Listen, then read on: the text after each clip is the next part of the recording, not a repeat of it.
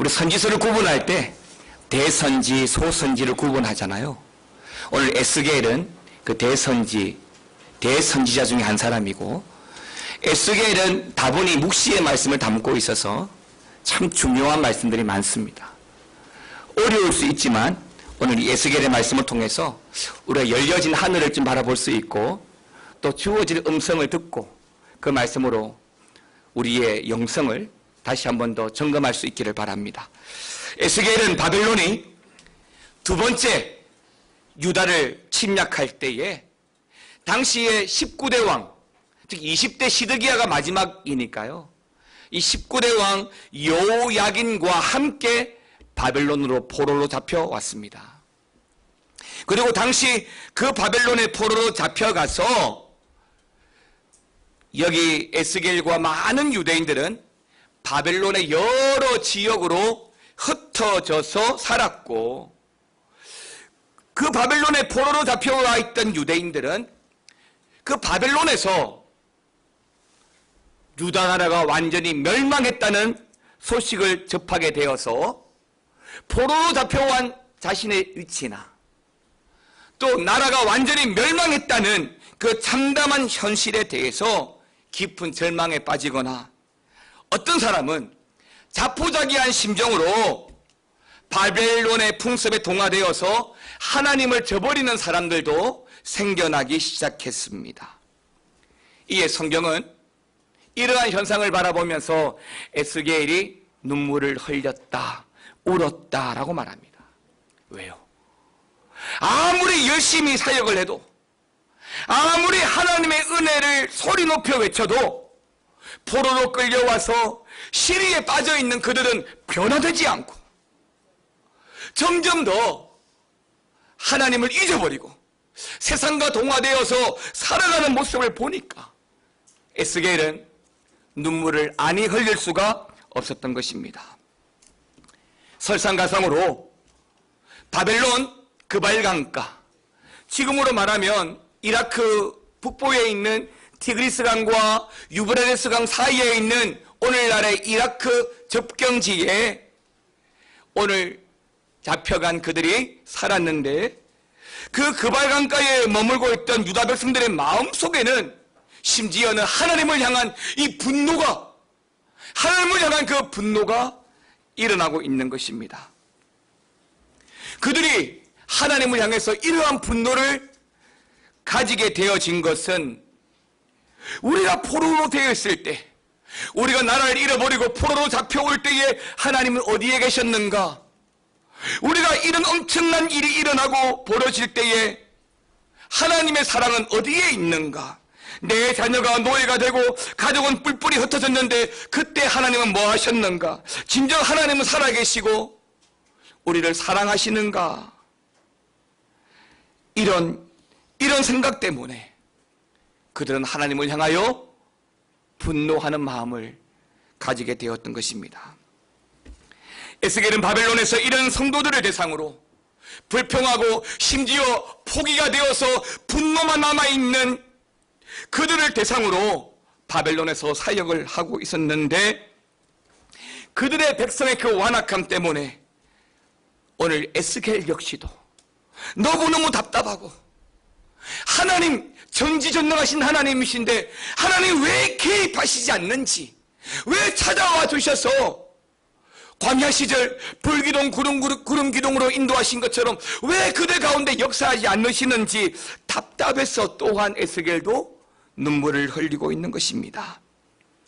그러면 이 에스겔과 포로로 잡혀와 있는 유다 백성들의 그 처지는, 그들이 처한 상황은 어떠했을까요? 어떤 상황이기에 심지어 선지자 에스겔도 힘들어하고 또 나머지 유다 백성들은 원망하고 분노마저 가득 차 있는 것일까요? 그 첫 번째, 에스겔과 유다 백성들이 처한 상황입니다. 바벨론으로 끌려간 유다인들은 그발강가를 중심으로 해서 살았습니다. 그발강은 수도 예루살렘에서부터 약 1000km 정도 떨어진 먼 거리입니다. 거기서 유다 백성들은 고향에 대한 그리움과 바벨론의 압제로 인한 서러움을 안고 살아가야만 했던 것이죠. 나라 잃은 서러움이 있습니다. 포로로 잡혀왔으니까 갖은 노동에 시달려서 유다 백성들의 마음이 편치 않습니다. 이런 상태를 시편 137편은 그대로 우리에게 보여주고 있는데요. 시편 137편 1절 그리고 4절에서 6절까지의 말씀을 함께 읽어보겠습니다.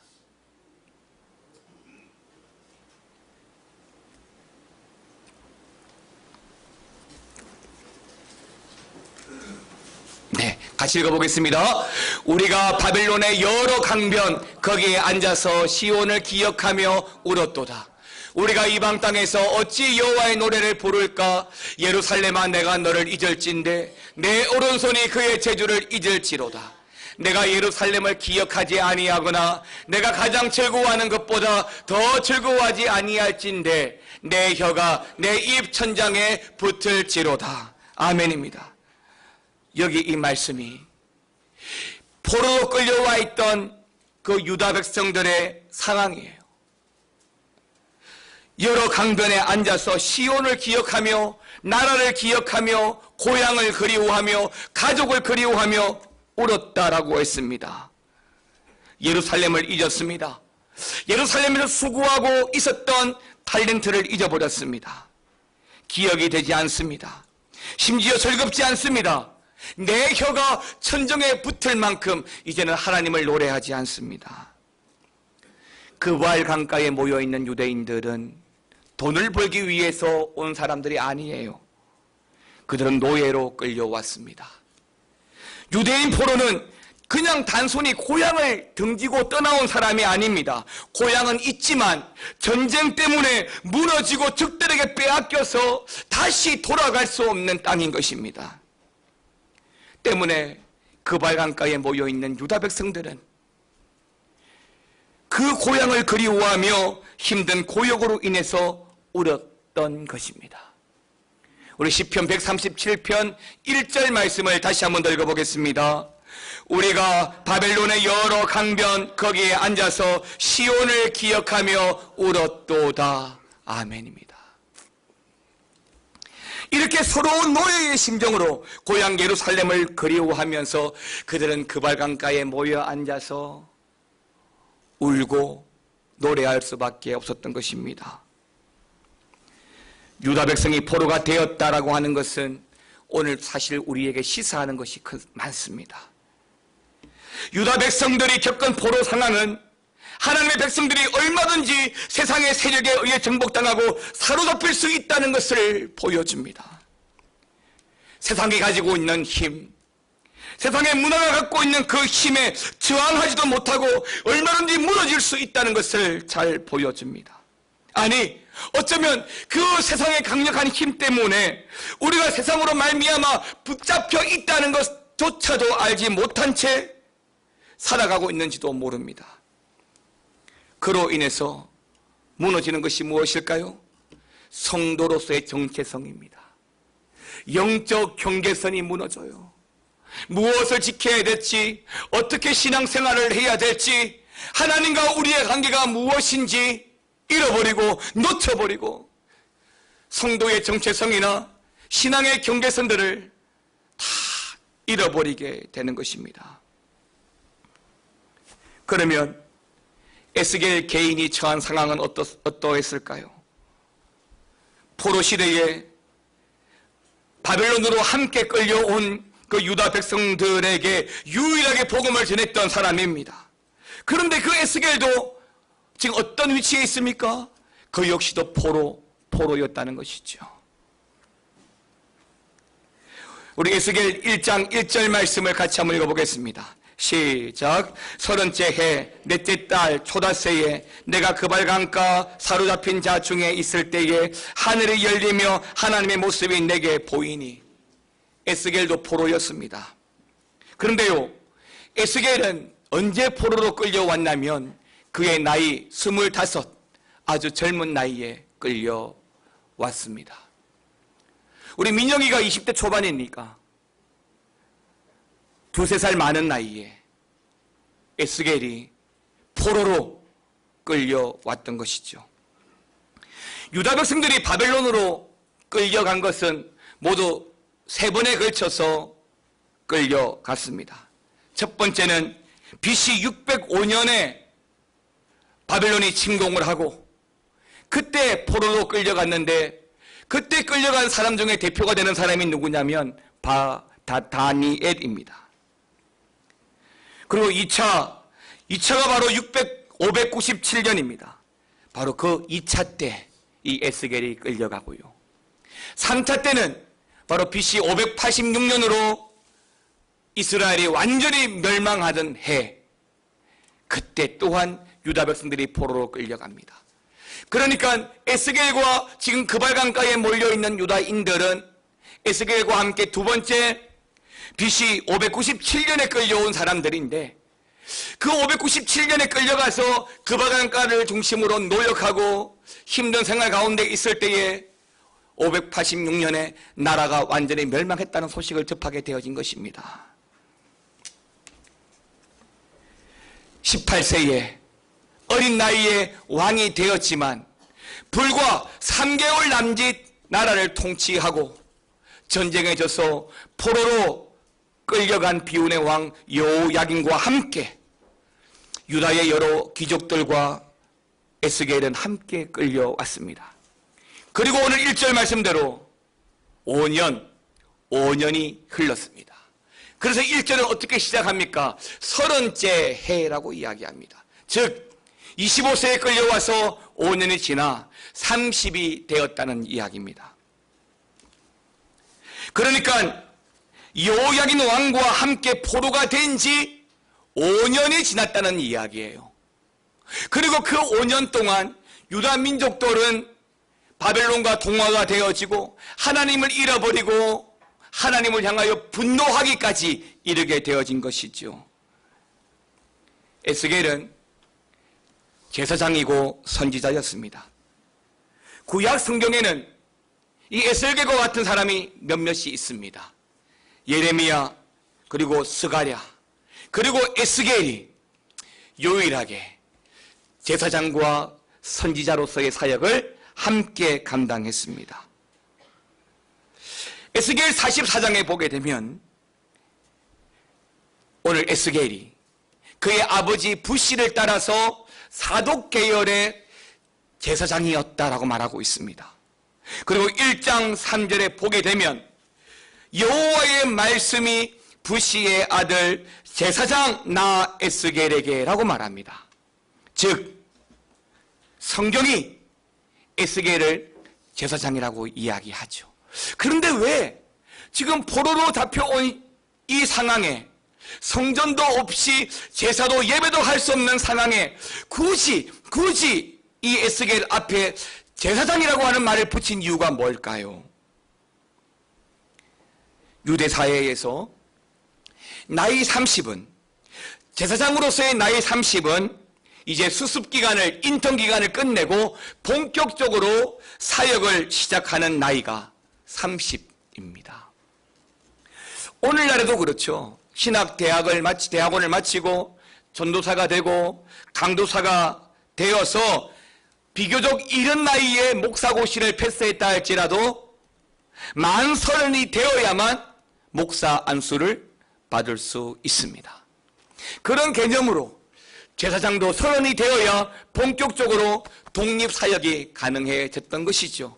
그러니까 1절에 이 30이라고 하는 의미는 5년이라고 하는 세월이 지나갔다는 것과 에스겔이 이 30이 되는 해에 본격적으로 사역을 시작한다는 것을 이야기하는 거예요. 그래서 1장 1절에서부터 그 서두에 에스겔이 제사장으로서 어떤 사역을 하게 될 것인지에 대해서 미리 서두에 말씀을 하고 있는 것이죠. 두 번째, 하늘이 열리며입니다. 그런데 이때 에스겔이 본문 1절에 보게 되면 특별한 경험을 하기 시작합니다. 1절 말씀을 다시 한 번 더 읽어보겠습니다. 시작. 30째 해 넷째 달 초닷새에 내가 그발강가 사로잡힌 자 중에 있을 때에 하늘이 열리며 하나님의 모습이 내게 보이니.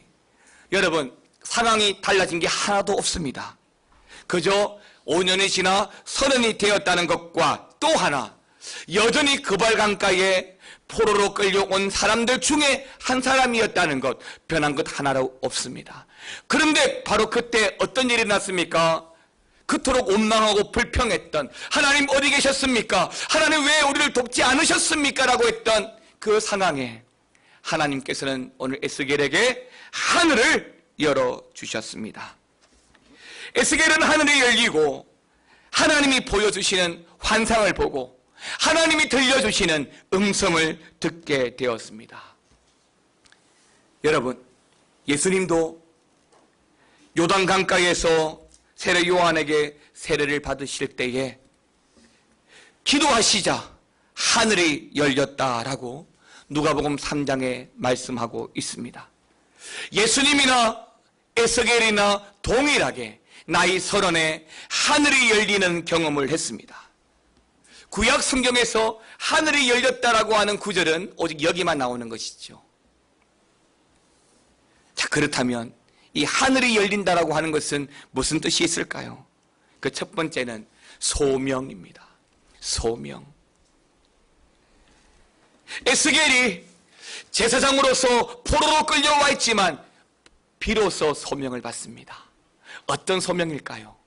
그 포로로 잡혀와 있는 바벨론 왕의 소명.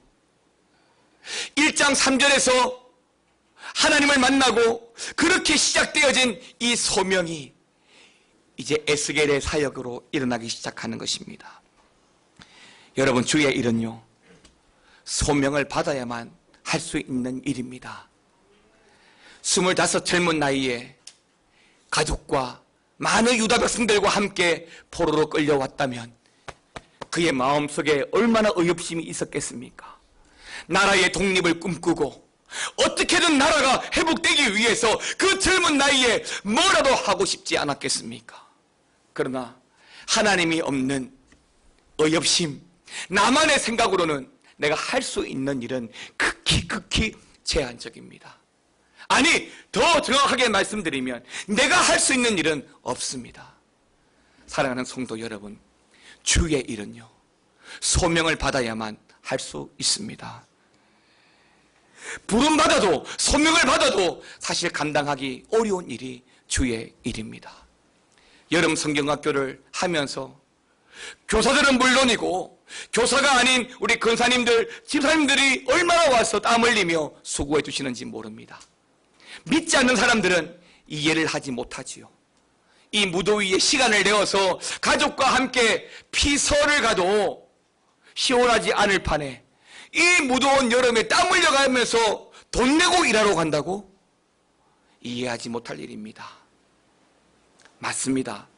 열흘 폭염이 내리쬐는 이 더운 여름에 땀 흘릴 각오로 수고하고 헌신하고 봉사하는 것 역시도 우리 안에 주님이 거하지 않고 또 주님 주신 그 섬김에 따른 그 소명이 없다면 불평하고 원망할 수 있는 일들이죠. 때문에 하나님 나라와 교회에는 그 모든 사역과 이를 위해 섬기고 수고하는 자들은 반드시 주님의 음성을 들어야 하고 그 음성에 순종하면서 주의 일을 감당해야 할 줄 믿으시기 바랍니다. 내가 하고 싶다고, 내가 안 하고 싶다고 하는 것이 아니라 주님이 뭐라고 하시는지, 주님의 뜻이 어디에 있는지 우리는 먼저 아는 것이 중요합니다. 에스겔이 있던 시기는 굉장히 어려운 시기였습니다. 앞과 뒤가 다 막혔습니다. 좌우가 다 막혔습니다. 동서남북이 다 막혔습니다. 내가 뚫고 나갈래야 뚫고 나갈 수 없을 만큼 사방이 에워싸져 있습니다. 이러한 답답한 현실의 유일한 통로가 하늘입니다. 때문에 하나님은 하늘을 열어주셔서 세상으로 말미암아 우리가 뚫고 나가는 것이 아니라 열어주시는 하나님과 소통하고 그 하나님의 말씀으로 말미암아 우리의 현실을 이겨갈 것으로 말씀해주고 있는 것입니다. 사랑하는 성도 여러분, 하나님께서 우리가 성도로 살아갈 수 있도록 소명자로 살아갈 수 있도록 돕기 위하여 하늘을 열어주셨습니다. 우리를 부르시기 위하여, 우리에게 하나님의 음성 들려주시기 위하여 하늘을 열어주신 것이에요. 여러분, 답답하고 힘들 때, 어렵고 속상할 때 하늘을 바라보십시오. 그러면 하나님의 위로와 은혜가 주어질 것이라고 믿습니다. 또 하나, 하늘이 열렸다라고 하는 것은 하늘을 열어서 이제는 하나님의 뜻과 강렬한 구원의 역사를 이루어 가시겠다는 것을 말씀하시는 것입니다. 에스겔 개인의 소명뿐만 아니라 이제는 이스라엘 백성들을 위해서 하나님께서 드디어 본격적으로 활동을 하시겠다는 말씀인 것이죠. 1절을 보면, 1절을 다시 한 번 더 보면, 한번 보십시오. 하늘이 열리며 무엇이 보였다고 했습니까?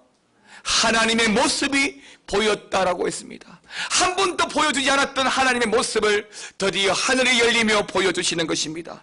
그런데 영어 성경 NIV 버전을 보니까 이 하나님의 모습이 성경에 뭐라고 쓰여진지 아십니까? Vision of God입니다. 하나님의 모습이 영어 성경에는 하나님의 비전으로 나와 있는 거예요.